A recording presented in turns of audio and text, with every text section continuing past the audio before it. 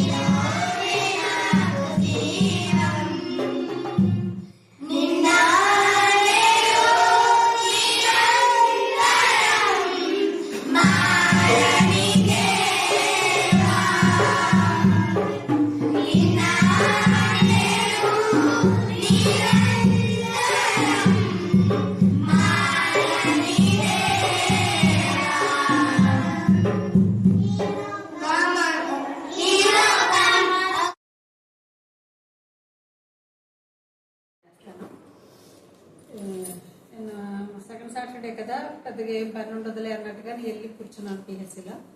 వచ్చిన తర్వాత వండుకుందామని 12 గంటకి అలా వచ్చేయచ్చు అనుకున్నాను.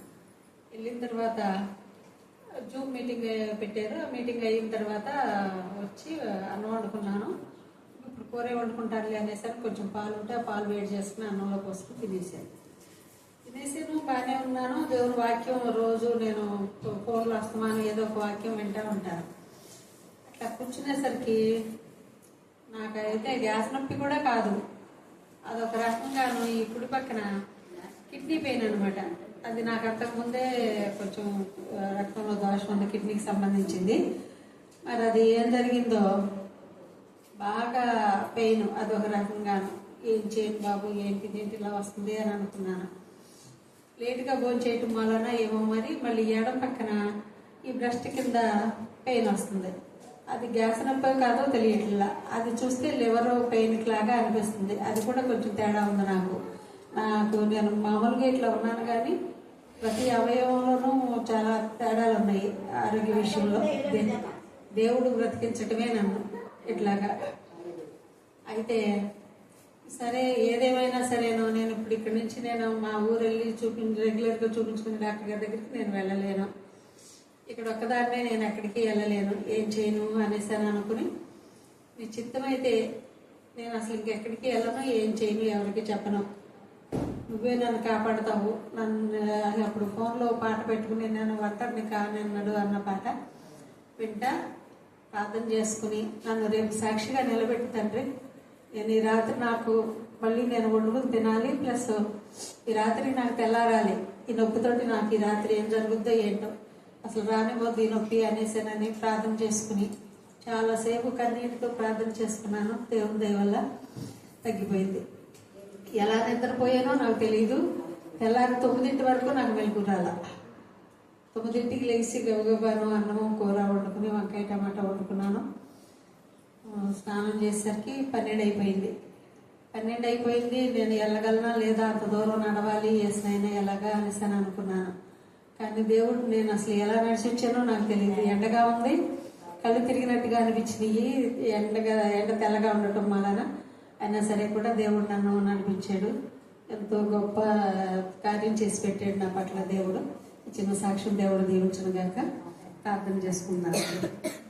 స్తోత్రము స్తోత్రము స్తోత్రము. మహాగరుడ మహోన్నతుడ సర్వశక్తుల మీద ఆశీర్వాద దేవ, ఈ పరిశుద్ధమైన పాదములకు లెక్కలేని వందనములు స్తుతులు స్తోత్రములు తండ్రి. ఆయన ఈ సమయంలో నేను ఇక్కడ నిలబడతాననేసి అని అనుకోలేదు. సగం దూరం వచ్చిన తర్వాత కూడా మళ్ళీ నేను చూసావు కదా దేవా, వెనక్కి వెళ్ళిపోనా, ముందుకు వెళ్ళనా, వద్దా, వెళ్ళగలనా, మళ్ళీ నేను ఈ ఎండలో నడిచి రావాలి, ఏంటయ్యా నాకు ఈ పరీక్ష, నువ్వే తోడుకుంటా, నాకు శక్తిని బలాన్ని దయచేయమని అన్నప్పుడు దయచేసావు.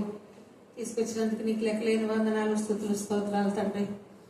ఆయన ఈ మందిరంలో నాయన మరి చిన్న మందగా కూడి ఉన్నాము, మమ్మల్ని జ్ఞాపకం చేసుకోండి, మా అవసరతలు తీర్చిపెట్టండి తండ్రి. పేరు చొప్పున ఇక్కడ కూర్చుని ఉన్న వారందరి వారి అవసరతలు ఏమైనాయో నాకైతే తెలియదు.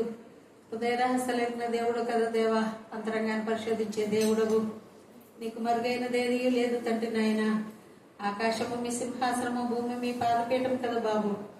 మేము ఏం మాట్లాడినా ఏం చేసినా బాబు మీ చిత్తానుసారంగానే అనేసరి నేను అనుకుంటున్నాను. ఎస్ రాజా, జ్ఞాపకం చేసుకోండి, అవసరతలు తీర్చిపెట్టండి. అనారోగ్యంగా ఉన్న వారిని ఆయన ఆరోగ్యం దయచేయండి తండ్రి. ఎస్ రాజా, వచ్చుట వెళ్ళుట కాదు కానీ తండ్రి నాయన నామకార్థపు క్రైస్తవత్వాన్ని నుంచి దూరపరచండి. నిజమైన క్రీస్తుని పోలి జీవించే భాగ్యము నాకును మాకును దయచేయండి తండ్రి. ఎస్ రాజా, వ్యర్థమైన మాటలు పలుకకుండా యెషయా పెదవులు కాల్చినట్లు మా పెదవులు కాల్చండి తండ్రి. బాబు యేసయ్య, ఆయన మాలో ఉన్న రాతి గుండెను తీసివేసి ఇప్పుడే చెప్పినారు, మెత్తటి మాంసపు గుండెను మాకు పెట్టండి తండ్రి. ఎస్ రాజా బాబు నాయన, స్తోత్రం స్తోత్రం తండ్రి. నాయన అడుగుటి నా వంతు కానీ నా వల్ల ఏమీ కాదు కదా తండ్రి. సమస్తము చేయగల దేవుడు నీవే తండ్రి. ఎస్ రాజా, ఈ సంఘ సరిహద్దులు విశాలపరచండి. ఈ సంఘంలో నాయన ప్రార్థనా వీరులను లేవనెత్తండి.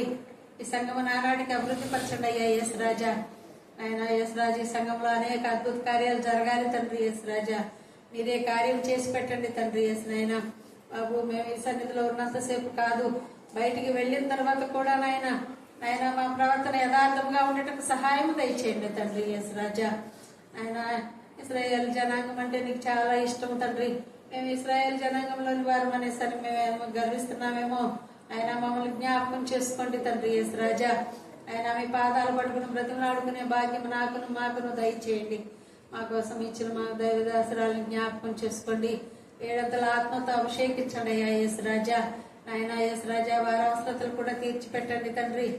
ఆయన సమస్తము నాయన ఎంతో భారం కలిగి అందరి కోసం ప్రార్థిస్తున్నారు తండ్రి. నాయన మరి ఆలకించండి తండ్రి. ఎస్ రాజా, ఆయన అలాగే తండ్రి నాయన ఇప్పుడు మిగిలిన జరగబో కార్యక్రమం అంతట్లో మీరు తోడుగా ఉండి నడిపించమని, ఈ చిన్న ప్రార్థన మీ సన్నిధిలో చేర్చుకోమని ప్రభు చేస్తూ పెట్ట వేడుకుంటున్నాను తండ్రి. ఆమేన్ ఆమేన్ ఆమేన్.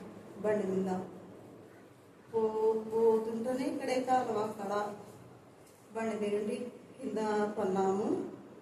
అయినా తండ్రి అయిన దేవుడు మమ్మల్ని చేయి పట్టుకొని లేపినాడు. ఎవ్వరికి ఏం కాలేదు, ముగ్గురికి. అయినా తండ్రి అయిన దేవుడు నాకు బలము శక్తి ఇచ్చినందుకు నేను ఎక్కువ రోజులు కూడా వెళ్ళిపోయింటే ఒక 25 రోజులు పోయింట పనికి 20,000కి ఎక్కువనే ఇంకా దేవుడు ఇచ్చినాడు. తండ్రి అయిన దేవునికి వందనాలు. తండ్రి అయిన దేవుడు మమ్మల్ని లేపినందుకు వందనాలు. తండ్రి మమ్మలను అసలు ముగ్గురు ఉందామని దేవుడితో మేము నలుగురం ఉన్నామని మేము తెలుసుకున్నాము. వెంటనే పాటించుకున్నాను. తండ్రికి వందనాలు. మాకు ఏం కాలేదు. మళ్ళా బండి లేపుతుంటే స్టార్ట్ అయింది. అట్లా పిల్లని గుంజుకొని పోయినా కానీ అసలు ఆ పిల్లలు కూడా ఏం కాలేదు. అయినా దేవుడైతే ఖచ్చితంగా ఉన్నాడు. తండ్రి అయిన దేవుడికి వందనాలు. అంత అభివృద్ధ కారణం మాకు బాగా చూసినాడు. ఈ సాక్ష్యం దేవుడు చేయించుకున్నాక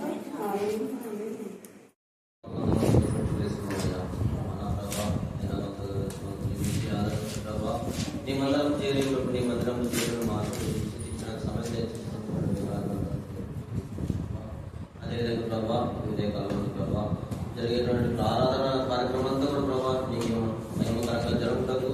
నీకు తెలిసిన మహిమ చెల్లిస్తున్నాం ప్రభావ. ముఖ్యంగా ప్రభావ ఈ మందిరం ప్రభావ ఎవరైతే అలాగే పడినారు ప్రభావ అలాగే ప్రజలు తట్టని ప్రభావ ఉంటాడు ప్రభావ నిశ్చితమైన ప్రభావ ఉంటారు ప్రభావ వాళ్ళని కూడా నీ సన్నిధానంలో ప్రభుత్వం దయచేసి నడుపుతున్నాం ప్రభావ. ముఖ్యంగా ప్రభావ ఈ దినం చూడగా ఇక్కడే చూడ ప్రభావ ఎందరైతే వర్ణించుండొచ్చే ప్రభావ అలాంటి వారిని పంచుకుంటాం మమ్మల్ని ప్రభావ ఈ సంఘాన్ని ప్రభావ ఎంతో ప్రేమించి ప్రభావ ఈ దినం జరుపునకు దయచేసిన నీ ప్రభావ నీ దయా ప్రభావ ప్రభావ మా ప్రయాణం అంతా కూడా తోటి రాసి దీవించి ప్రభావ ఎన్నో రోజుల నుండి ప్రభావ మేము ప్రభావ మేము ప్రార్థన చేసుకున్న ఆశపడుతున్నాం ప్రభావ.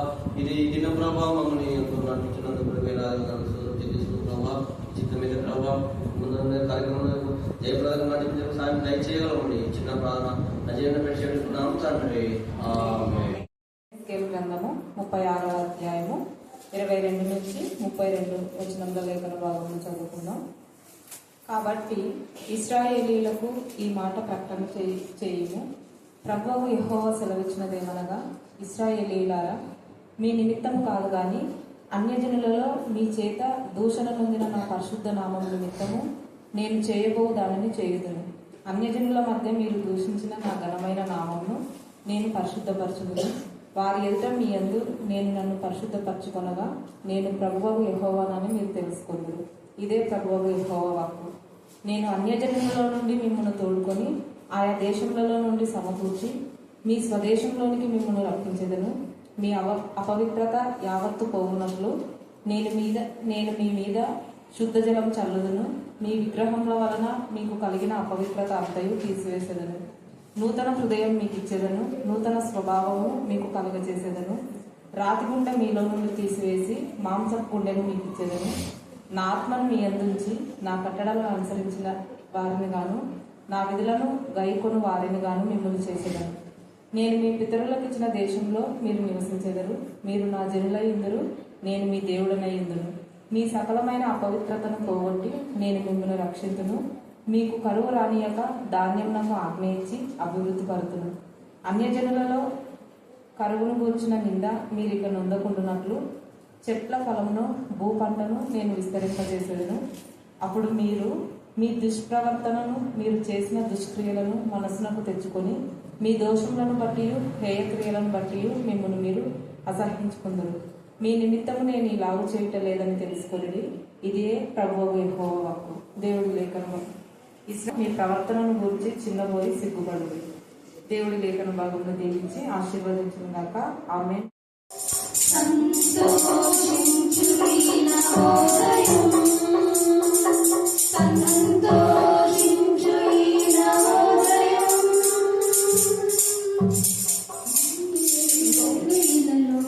ఉన్నాము మనము చల్లని దేవుని నీడలో గతించిపోయే కాలము స్మరించు యేసు నామము సంతోషించు హృదయం లోకమే నటనాలయం జీవితమే రంగుల వలయం పరలోకమే మనకు శాశ్వతం పరలోక దేవుడే నిత్య జీవము ప్రేమామయుడే ఆ పరమాత్ముడే పరచు ఈ రక్షణ భాగ్యము ఇన్నేళ్ళు ఇలలో ఉన్నాము మనము చల్లని దేవుని నీడలో గతించిపోయే కాలము స్మరించు యేసు నామము సంతోషించు ఈ హృదయం సంతోషించు ఈ నవోదయం సంతోషించు ఈ నవోదయం మారు మనసు మనిషికి మార్గం పశ్చాత్తాపం మనసుకు మోక్షం నీ పూర్ణ హృదయముతో సేవించుమా నీ పూర్ణ ఆత్మతో ప్రార్థించుమా పరిపూర్ణుడే పరిశుద్ధాత్ముడే కరుణించునే నిన్ను కలకాలము ఇన్నేళ్ళు ఇలలో ఉన్నాము మనము చల్లని దేవుని నీడలో గతించిపోయే కాలము స్మరించు యేసు నామము సంతోషించు ఈ నవోదయం సంతోషించు ఈ నవోదయం సంతోషించు ఈ నవోదయం People who cover their sins will not prosper, but if they confess and turn from them, they will receive mercy. नीति वचन 23 अध्याय 13 वचन जो अपने अपराध छिपा रखता है उसका कार्य सफल नहीं होता, तुरंत जो आपको मान लेता छोड़ भी देता है उस पर दया की जाएगी. Hallelujah. Praise the Lord. Second Timothy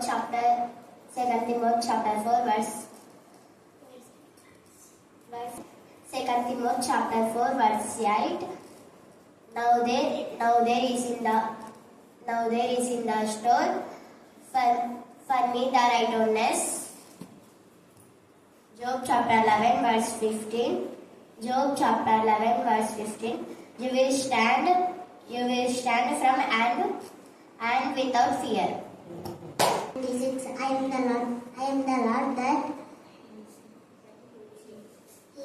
he is you. Isaiah 66 chapter verse 13. As a mother comfort her children, so will I comfort you. 33వ అధ్యాయము 3వ వచనము. నాకు మొరపెట్టుము నేను మీకు ఉత్తరం ఇచ్చేదను. రోమా 13వ అధ్యాయము 10వ వచనము. ప్రేమ పొరుగు వారికి కీడు చేయదు. 22 chapter verse 32. For who is God? Psalms 131 chapter verse 15. My time air in your. Numbers 4 chapter verse 9. The Lord is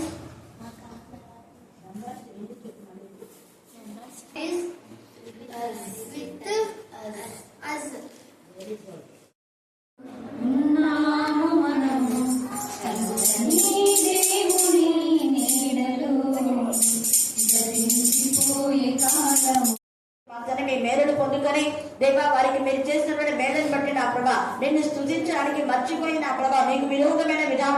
వారు తప్పిపోయి నా తండ్రి దేవ నా ప్రభా మూర్ఖంగా వక్రజనంగా నా ప్రభా నా తండ్రి మిమ్మల్ని బాధ పెట్టినప్పుడు నా తండ్రి మీరు ఎంతగా కురిగిపోయారా యేసయ్యా.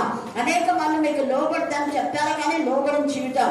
అందుకని నా ప్రభా నీ నామం దూషించబడకుండా నా ప్రభా మీరు ఎలాగ ఇస్తారో శుద్ధి చేశారో ఈ మధ్యాహ్న కాల సమయంలో నా ప్రభా ఎక్కడ చేరిన బిడ్డ నా ప్రభా మాటకు లోబడిన జనులతో మీరు మాట్లాడిన నా ప్రభా శుద్ధ హృదయం మా తండ్రి మాలో ప్రతి ఒక్కరికి దయ చేయండి. శుద్ధ జలంలో చదవమని ప్రార్థిస్తున్నాం దేవా. నీ వాక్యమైన నా ప్రభా ఊట ద్వారా నీ వాక్యమైన శుద్ధ జలము ద్వారా తండ్రి మా ఆత్మకు మనసుకు శరీరం కళ్ళు చూడే ప్రతి బిడ్డ పవిత్రగా క్షమని ప్రార్థిస్తున్నాం దేవా. ఈ సమయం ముందు మాత్రమే చేరి వచ్చారు ప్రతి బిడ్డను బట్టి రావాల్సిన బిడ్డను బట్టి మరి ఎంతమంది పనులకు వెళ్ళిన ఆయా ఊర్లకు వెళ్ళిన వాళ్ళందరూ కూడా మీరే జ్ఞాపకం చేసుకోవాలి. మమ్మల్ని ఆత్మ మీ చేతులకే సమర్పిస్తూ చిన్న బిడ్డ చెప్పిన లేఖన భాగం వారి కుటుంబాలను నా తండ్రి జీవన జ్యోతిగా నా తండ్రి వెలుగు జ్యోతిగా సత్య మార్గంలో జీవ మార్గంలో నీకు ఇష్టమైన మార్గంలో ప్రసిద్ధ మార్గంలో బిడ్డ ఎదుగులాగా కృప దయచేయమని చేస్తామని ప్రార్థిస్తున్నాం తండ్రి. ఆమేన్ ఆమేన్. నూతన స్వభావం చెప్పండి ఏంటి? మళ్ళీ చెప్పాలా? ఈరోజు రెగ్యులర్ గా మనం ధ్యానించుకుంటున్నటువంటి ఈ లేఖన భాగంలో తండ్రి అనే దేవుడు ఎంత తేటగా పరిశుద్ధాత్మతో మనతో మాట్లాడుతున్నాడు. నిన్న కూడా నిన్న టైం ఉంటే అక్కడ జరిగినటువంటి ఆర్డినేషన్ లో ఈ యొక్క వాక్యం నేను చెప్పిన అమ్మప్ప కూడా ఇది బాగా చదువుకోమా. యెషయా 45 కూడా కోరేష్ గురించి అక్కడ రాయబడింది. అక్కడ వాక్యం చెప్పిన ఆ యొక్క బ్రదర్ ఏంటంటే కర్ర అని చెప్పిండు, కానీ కర్ర వాక్యం అనే పదాన్ని సెట్ చేయలేదు. అదొకటి. ఇంకా తర్వాత నేను మాట్లాడాలి. ఇక్కడ నూతన హృదయము అనే మాటలో చాలా చాలా ఇన్నర్ మీనింగ్ ఉంది. హల్లెలూయా హల్లెలూయా.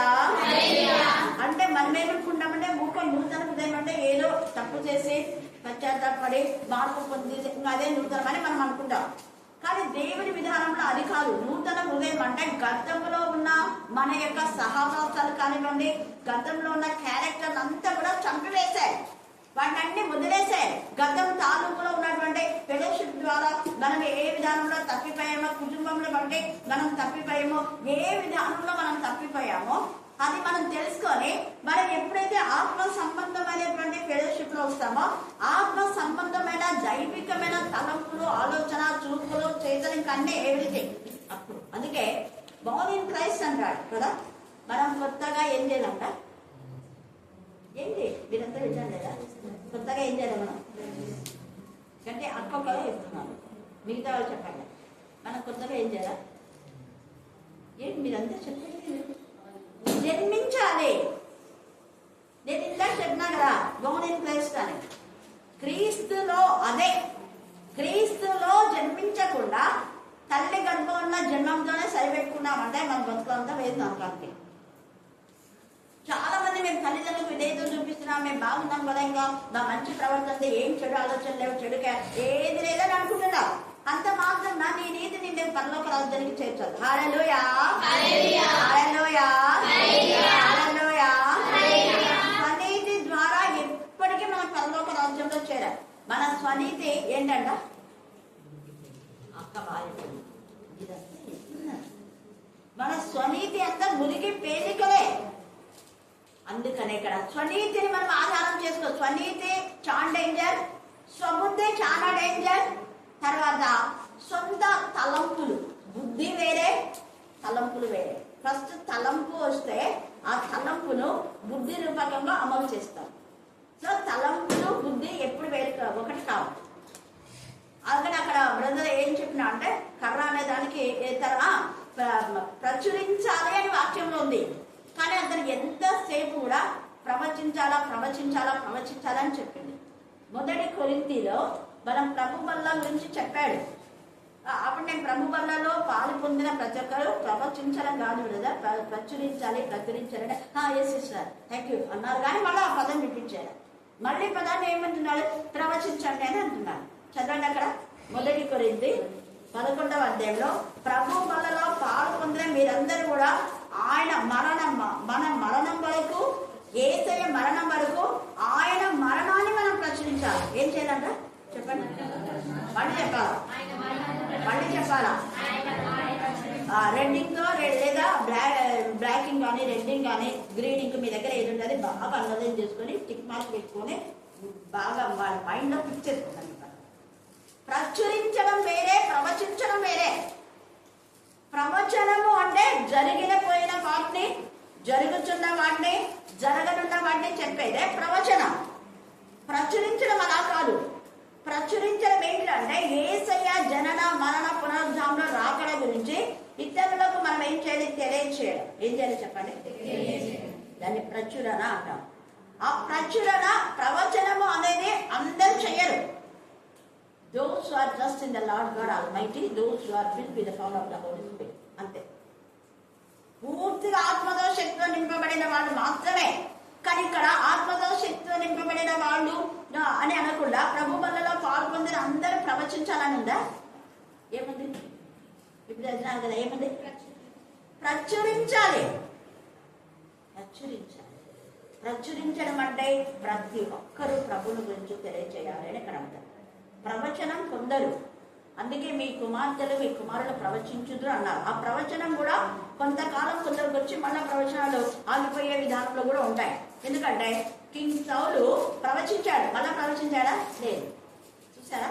ఆత్మతో నింపబడి ప్రవచించాడు. అయితే సౌలు కూడా ప్రవక్తలో ఒకడున్నాడా అని ఉన్నాం. తర్వాత హేరోదు రాజు కూడా అక్కడ ప్రవచించాడు, కానీ దేవుని గణపరిచేందుకు పురుగు పడ్డ ఏం చెప్పాడు? చచ్చిపోయాడు. అపోస్తల కార్యం 12.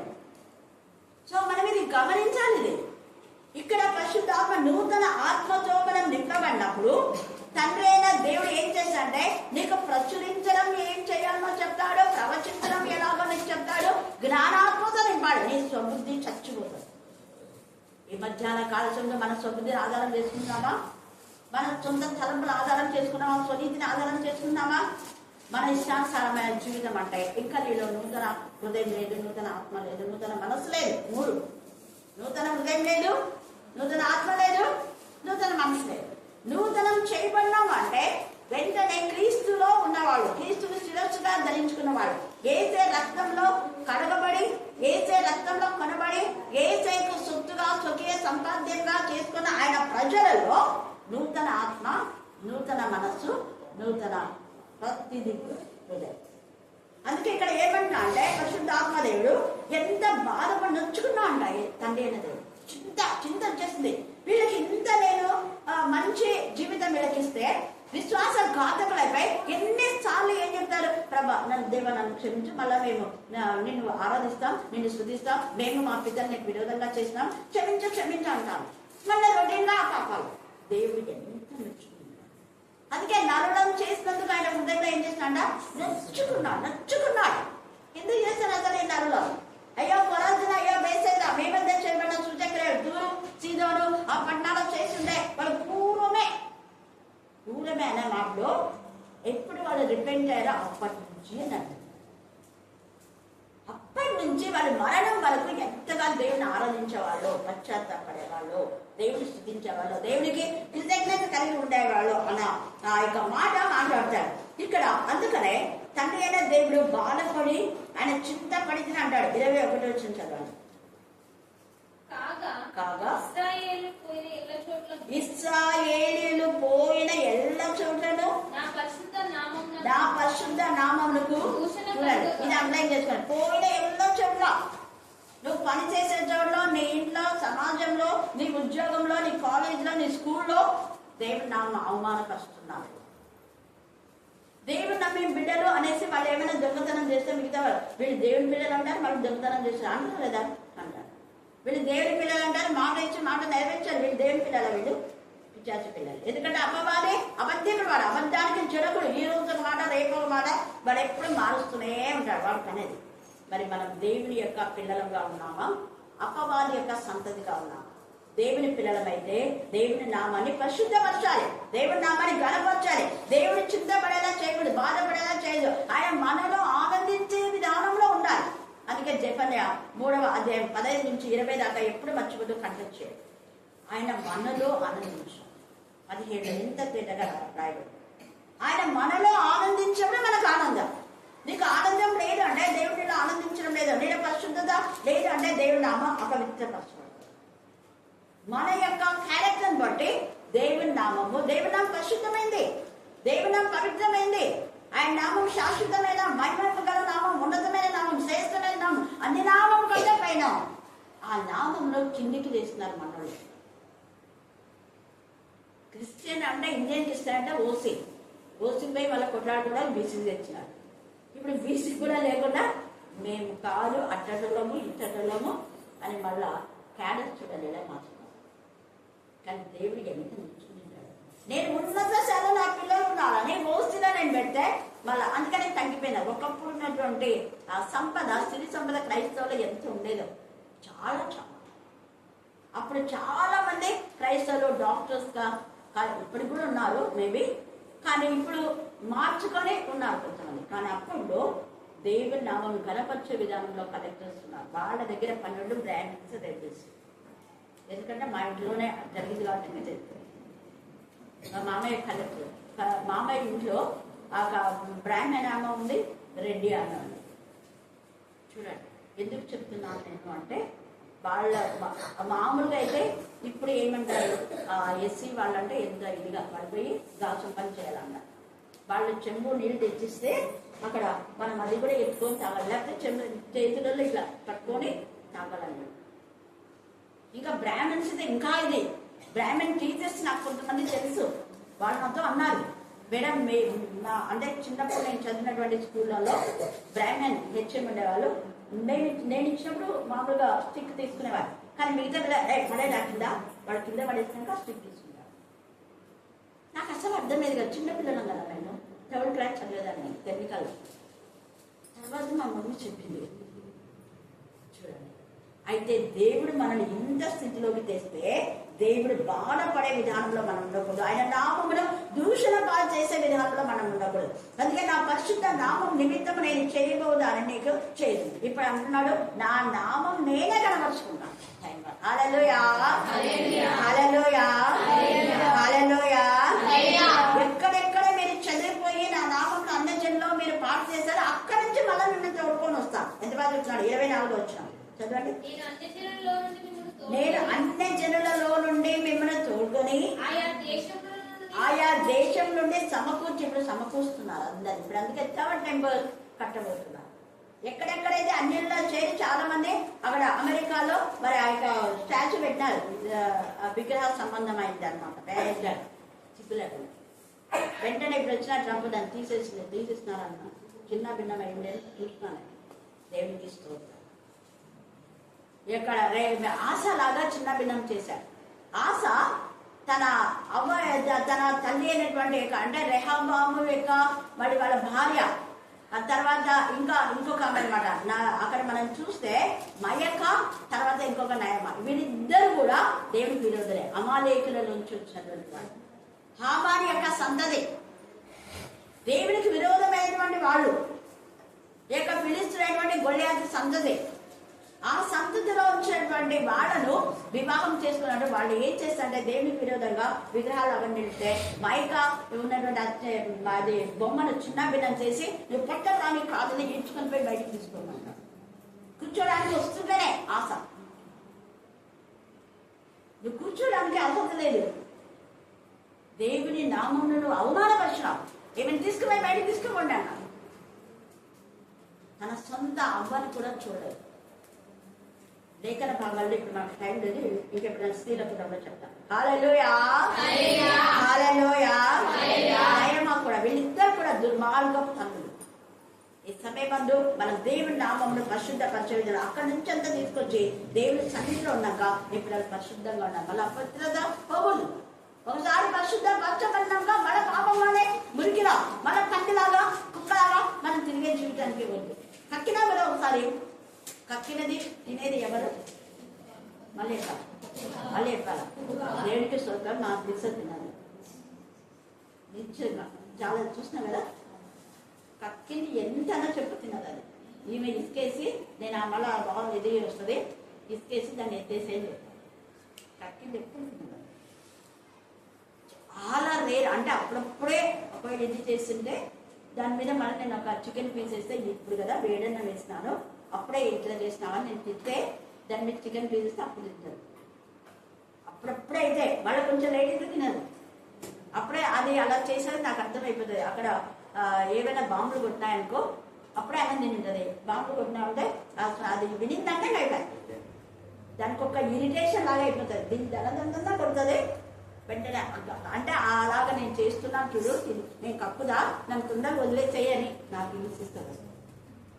గట్టిగా తలుపు కొడుతుంది, గట్టిగా అరుస్తుంది అనమాట. వామిటింగ్ లాగా అరుస్తుంది. నన్ను వస్తున్నా, నేను కప్పదా అంటా. నేను ఛాన్స్ అయితే చేయదు, ఒక్కోసారి చేస్తాను. హల్లెలూయా, హల్లెలూయా. జంతువులకు అది ఎందుకు అలా చేసిందంటే మిగతా కుక్కలన్నీ తింటాయి, కానీ ఇది ఎందుకు అలా చేసింది అంటే అక్కడ మేడంకి వచ్చేది. ఇది ఎందుకు అలా చేసింది అంటే ఇక్కడ వాక్యం పెట్టున్నది. పశువుల మనసు పోయి దానికి మానవ మనసు వచ్చింది. మరి మనం మనుషుల మనసు పోయి పశువుల మనసు వస్తే కుక్కని బతుకొద్దు, పంది బతుకొద్దు.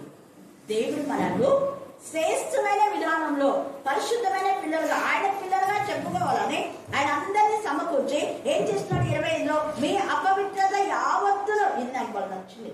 హల్లెలూయా, హల్లెలూయా, హల్లెలూయా.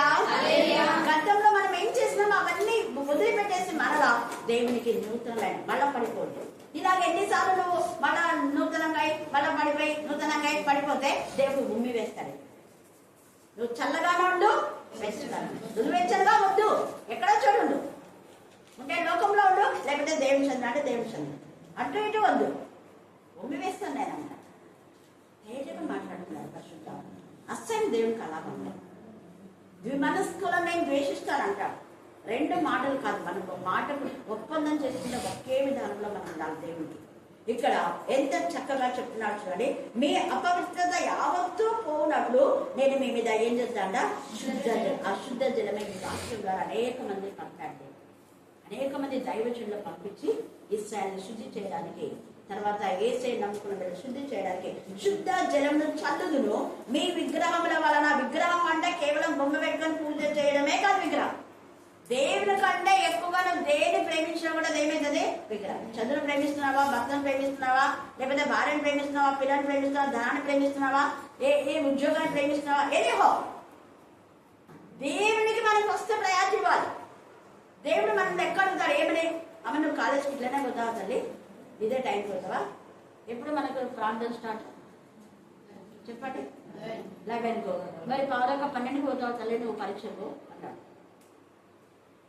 ఎందుకు మన జీవితంలో ఫెయిలియర్స్ అంటే మనం దేవునికి దయించు అంటే తెలిసి ఫస్ట్ ప్రయత్నం ఆయనకి ఇవ్వటం లేదు.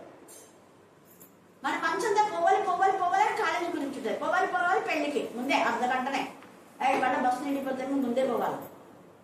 సినిమాకి ఫస్ట్ టికెటే. ఏదైనా ఊళ్ళకి పోవాలంటే ఎంత ముందే తయారైపోతుంది. మళ్ళీ మనం ఒక్కరం పోదా ఫ్యామిలీ అంతా తీసుకుని పోతాం, పిల్ల అందరం. మరి దేవుని మందిరానికి వచ్చినప్పుడు ఎంత బాధపడతాడు. అందుకనే పరిశుద్ధపరచబడిన తర్వాత మనం మళ్ళీ అపవిత్రలోకి వెళ్ళిపోకూడదు. అందుకే అంటున్నాడు మీకు కలిగిన అపవిత్రత అంతా తీసేస్తున్నాడు. ఇంకేమైనా మూలాలు ఉందేమో తీసేసుకోండి. ఈ మధ్య ప్రభు బలలో పాల్గొంటున్నా ఇంకా 4 గదులలో ఉండే గదులలో అదే నిజమైన మందిరం అంటే ఈ కట్టడాలు కాదు, కానీ ఈ రాళ్ళు దూలాలు సాక్ష్యం ఇస్తాయి. ఒక రోజు నువ్వు ఇక్కడ ఏం మాట్లాడినావు, ఆ మాట తప్పితే ఆ దూలాలు సాక్ష్యం ఇస్తాయి. దాని పరిణామం భయంకరంగా ఉంటుంది. తర్వాత ఇప్పుడు కావచ్చు, నీకు పుట్టిన పిల్లలు కావచ్చు, 4 తరాలు కూడా వస్తుంది. జాగ్రత్తగా మనం మాట్లాడాలి. అందుకే ఇక్కడ ఏమంటున్నాడంటే అపవిత్రత అంతా అంటున్నాడు. నూతన హృదయం మీకు ఇచ్చేదను, నూతన స్వభావం. చూడండి, నూతన హృదయం అంటున్నాడు, నూతన స్వభావం అంటున్నాడు. రాతి గుండె మీద నుంచి తీసివేసి ఏమంటాడదా? మాంసం. ఏంటా మాంసం అంటే? కొత్త మాంసం. చిన్న పిల్లల్లాంటి ఆ మాంసం అనే మాటలో ఇన్నర్ మీనింగ్ ఏంటంటే చిన్న పిల్లల్లాగా. ఎంత బాగా చెప్తున్నాను. తర్వాత అంటే పరిశుద్ధమైన తలంపులు. వాళ్ళు పట్టుబడితే అంతే, అది ఏదైనా మనకు కావాలంటే అది ఇచ్చిన వరకు వదులుతారా పిల్లలు? వదలరు. అలాగా మంచి ఇదిలో. అందుకని ఇక్కడ అప్పుడు ఏమైతుంది అంటే ఎవరికైతే రాతి గుట్ట పోయింది అంటే దానికి నిదర్శనం ఏంటి అంటే వాళ్ళు ఆత్మతో నింపబడతారు. రెండవది ఆత్మతో నింపబడ ఆయన కట్టలను అనుసరిస్తారు. మూడవది ఆయన విలువను కైకొని వాళ్ళుగాను ఆయన చేస్తారు. ఎప్పుడు నువ్వు మార్చుకుంటే నూతన హృదయం వస్తేనే, లేకపోతేనే. రాహబ్ అనే వేశ్య, కానీ ఆమె 2వ అధ్యాయం యెహోషువలో 10-12 దాకా మా గుండెలు కరిగిపోయినాయి. దానికి మాటలకే. అప్పుడంతా బైబిల్ చదివి వాళ్ళకు చెప్పేది లేదు.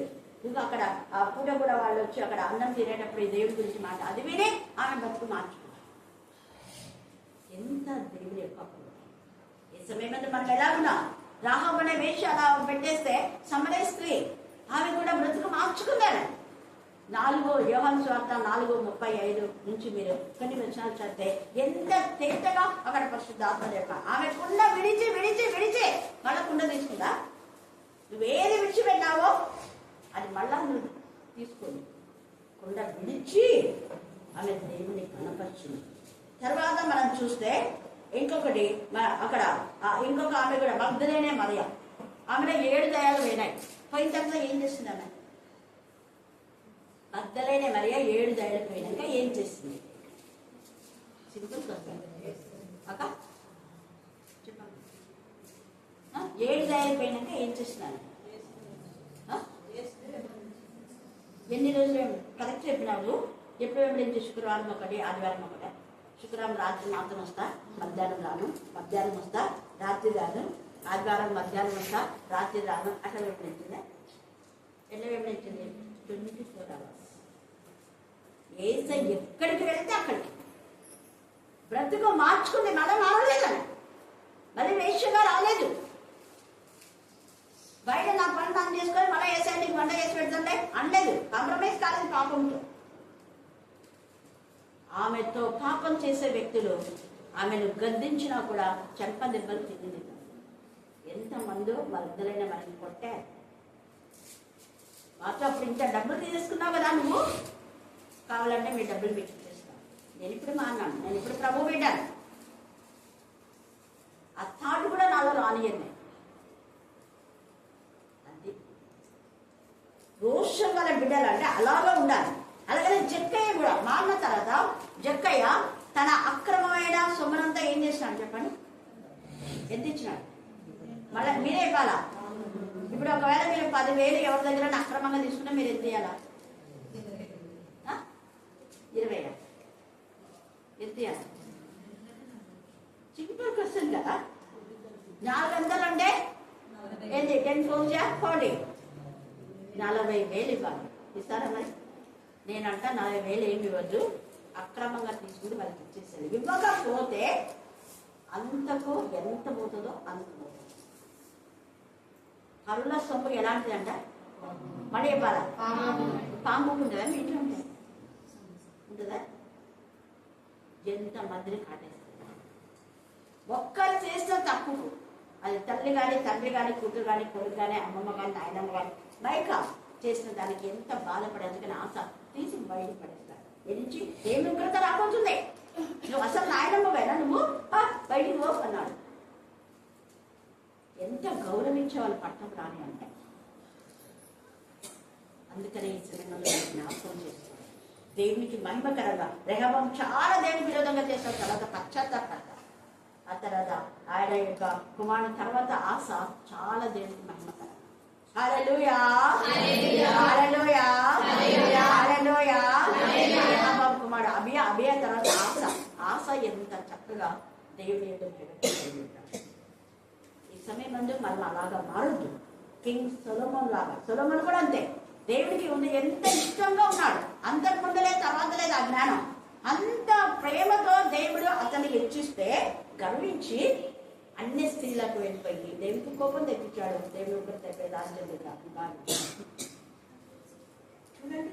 దేవుడు ముందే చెప్పాడు, ఇదిగో నువ్వు ఈ కట్టను అనుసరించి నువ్వు నీతిగా నిజాయితీగా న్యాయంగా నువ్వు ఏం చెప్పినావో నోటితో ఏం చేస్తానని బ్లెస్సింగ్స్. నువ్వు కట్టడం ఏనావా, నేను కూడా బ్లెస్సింగ్స్ నీకు ఆపిస్తాను.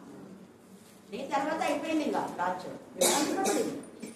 అప్పటి నుంచి విభాగింపబడమే కాదు, ఇక ఆశయంగా కొంతమంది రాజుల తర్వాత అన్యులు యూదులు రాజులుగా లేరు. అన్యులు దేవుడు ఎంత నేర్చుకుని ఉంటాడు. మళ్ళీ రాజు అని యాజ గుంపులో ఉంచాలనేది ఆయన యొక్క అభిష్టం. కీర్తన 4:2 చదవండి. దావీదు రాసిన కీర్తన 4వ కీర్తన 2వ వచనం. తీసిన వాళ్ళు త్వరగా చదవండి. నరులారా బాధపడుతున్నారు. ఎంత కాలం నా గౌరవం మీరు ఏం చేస్తారు? అవమానం. మీరు చేసే నీచమైన పనులు. వీళ్ళు దేవుడి పిల్లడా?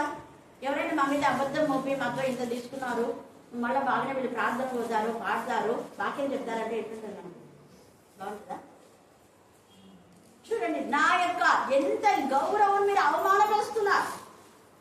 అలాంటి మీరు దేవుడి పిల్లలు చెప్పుకోద్దండి. సర్ప సంతతి సర్పక్రియలే ఉండాలి. ప్రవర్తన, మీ ప్రవర్తన, ఇదంతా ప్రవర్తన గురించే ఉంది. 36 అంతా కూడా ప్రవర్తన బట్టి దేవుడికి ఎంత నొచ్చుకుంటున్నారు. ఆ ప్రవర్తన సరిదిద్దుకుంటే ఎన్ని ఆశీర్వాదాలు తర్వాత చూస్తే మనం కీర్తన 3వ కీర్తన పిల్లలు చెప్తున్నారు, ఇది 6, 8.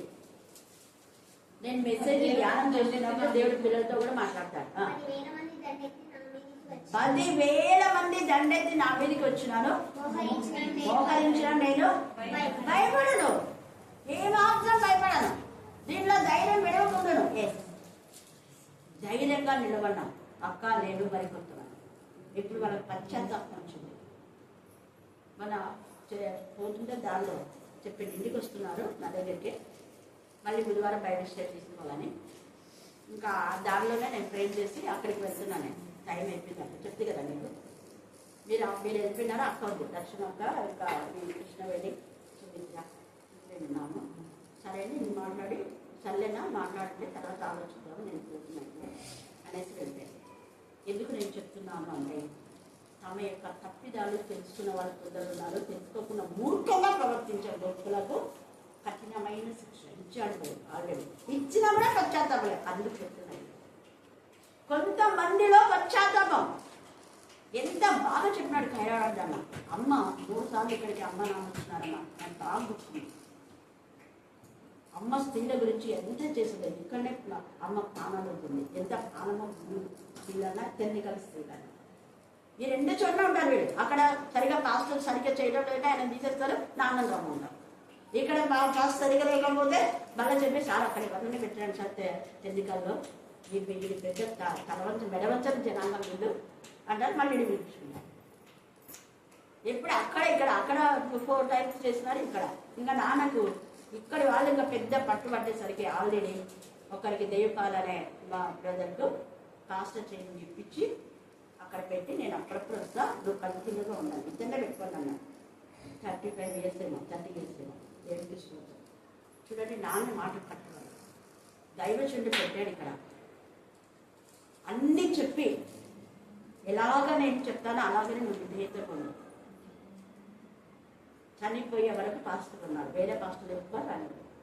టెక్నికల్ వాళ్ళు మాట కట్టుబడతారు.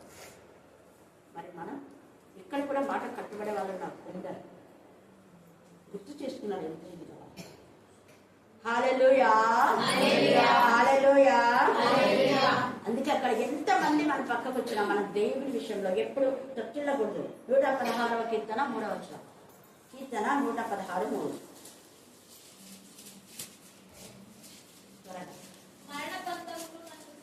మరణ బంధములు నన్ను చుట్టుకొనినను, పాతాళం వేదన నన్ను అరికట్టలను, శ్రమయు దుఃఖములు నాకు కలిగెను.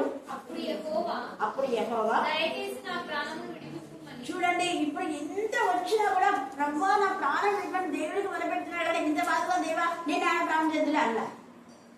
దావీదు ప్రార్థన ఎముకల యొక్క గుహలో ఉన్నటువంటి ఆ ఎముకలు పుచ్చుకుంటుంటే షార్ప్ గా ఉండే ఎముక, గాడిద దవడ ఎముకతో 1000 మందిని చంపేశాడు. అలాగా పుచ్చుకునే మనుషులను చంపే విధానంలో ఉంటాయి ఎముకలంతా షార్ప్ ఉంటాయి, కత్తుల కంటే షార్ప్ గా ఉంటాయి. అలాంటి ఎముకల గుహలో ఉన్న దావీదు దేవునికి మొరపెట్టాడు. కీర్తన 57 మీకు చాలా దేవా యాపదం తొలిపని రెక్కల, ఆ రెక్క వాక్యము ప్రార్థన, వాక్యము ప్రార్థన, వాక్యము ప్రార్థన. ఒక పక్షికి 2 రెక్కలు ఉన్నాయి, పైకి ఎగురుతాయి. మన వాక్యం ప్రార్థన ఉంటేనే నీ బతుకు పైకి లేకపోతే కిందికి. కాబట్టి దేవుడు మనలో మాంసం పొందని ఇచ్చి ఆయన ఏమంటా అంటే, ఇచ్చినటువంటి మనము మారిన మనం ఆత్మ ఉంది, పరిశుద్ధ ఆత్మతో నింపబడి మంచి స్వభావం మనకు ఉంది, మంచి హృదయం మనకు ఉంది అంటే ఖచ్చితంగా 100% ఆజ్ఞ అతిక్రమే పాపం చేయండి. విధులను కైకొనాలి, ఆయన కట్టలను అనుసరించాలి, ఆత్మ మీ మీద ఉంచండి. ఈ ఆత్మ 24 hours దేవుని గురించిన తపనలోనే ఉండాలి, దేవుడితో అనుసంధానమై ఉండాలి. ఎక్కడున్న ఆత్మతో సత్యంతో నేను దేవుని ఆరాధిస్తాను. అందుకనే దావీదు అంటాడు, నేను ఎప్పుడు ఎల్లప్పుడు నా ప్రభును ఎల్లప్పుడు. ఇదేంటి ఆయన రాదు కదా, యుద్ధాలు చేయకుండా ఎప్పుడు వాక్యం చదువుకుంటుంటాడు ఆయన? కాదు. ఏదైతే ఆయన వాక్యం నేర్చుకున్నాడో అవన్నీ 24 గంటలు అనుకుంటూనే ఉన్నాడు. ఆత్మతో యుద్ధం చేస్తున్నాడు, ఆత్మలో దేవుని సృష్టిస్తున్నాడు. యెహోవా విషయమే దావీదు విషయం, యెహోవా విషయమే గిద్యోని విషయం, యెహోవా ఖడ్గమే దావీదు గిద్యోని ఖడ్గం. ఇదే స్తుతించాడు.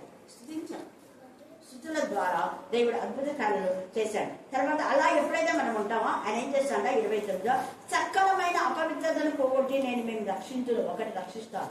రక్షించబడిన వాళ్లకు బ్లెస్సింగ్స్ ఏంటి? కరవు రానియడు, అసలు ఒకరిని అడగవు, అప్పు చేయవు, 10 మందికి ఇచ్చేదానిగా ఇచ్చేవాడిగా చేస్తాడు. కరువు రానియక ధాన్యములకు ఆజ్ఞయిస్తాడ. Thank God. నీ శాలరీకి దేవుడు ఆజ్ఞాపిస్తాడు, నీ పెన్షన్కు దేవుడు ఆజ్ఞాపిస్తాడు, నీ కూలికి దేవుడు ఆజ్ఞాపిస్తాడు. నువ్వు నెల ఫలించేదానిగా ఉంటావు, రోజు ఫలించేదానిగా ఉంటావు. దేవుడు ఆజ్ఞాపిస్తాడు. ఇన్ ద సేమ్ వే విద్యార్థులైతే వాళ్ళకు జ్ఞానంలో రోజు జ్ఞానం. ఈ మధ్యన మనం చూస్తే చింతలు ఎంత చక్కగా రన్నింగ్లో ఫస్ట్ వచ్చిందన్న ఆమె ఇక్కడికి వస్తుంది కాబట్టి కరుణాపీఠ నుంచే ఆ చిన్న పిల్లలు చూడండి, వాళ్ళ డాడీ డిసెంబర్ 1 నువ్వు రావాలి చూడు, డ్రమ్స్ ప్లే చేయాలని. అంత చిన్న పిల్ల వాళ్ళ నాన్న కమాండింగ్. హల్లెలూయా, హల్లెలూయా, హల్లెలూయా. ఇంకా బ్లెస్సింగ్ వాళ్ళకు కూడా మంచి మార్కులు వచ్చినాయి. వాళ్ళకి అదేదో హాస్టల్లో దీవెనకు బ్లెస్సింగ్ దేవుడు ఇస్తాడు. అందుకే ఇక్కడ అంటాడు, ధాన్యములకు ఆజ్ఞయించి అభివృద్ధి పరతులు. అభివృద్ధిలోనే ఉంటాము. అన్ని జనుల్లో కరువును కూర్చిన నింద మీరిగా నొందకుండినట్లు చెట్ల ఫలములను భూమి పంట ఏం చేస్తాడ విస్తరింపచేస్తాడు. Thank God. రక్షిస్తాడు, తర్వాత సమృద్ధిలోకి అభివృద్ధిలోకి నడిపిస్తాడు, మళ్ళా విస్తరిస్తాడు. అలా చూడండి. అయితే మీరు మీ దుష్టు ప్రవర్తన, మీరు చేసిన దుష్క్రియలను మనసులో తెచ్చుకొని మీ దోషులను బట్టి హేయ క్రియలను బట్టి మిమ్మల్ని మీరు ఏం చేస్తారో అర్చించుకుంటారు. దేవుడు అర్చించుకోవడం చేస్తాడు. నేను ఎంత అవివేకిని ఇలా ప్రవర్తించానా? ఇస్కరియోతు అర్చించుకున్నాడు, కానీ అంత పశ్చాత్తాపం నిజమైన పశ్చాత్తాపం లేదు కాబట్టి ఏసే కనికరాన్ని పొందుకోలేకపోయాడు. ఏసే తండ్రి మీరు ఏం చేస్తున్నారో మీరు ఎక్కడ మీరు క్షమించమని ఇస్కరియోతు దాని గురించి కాదు చేసింది. ఎవరి గురించి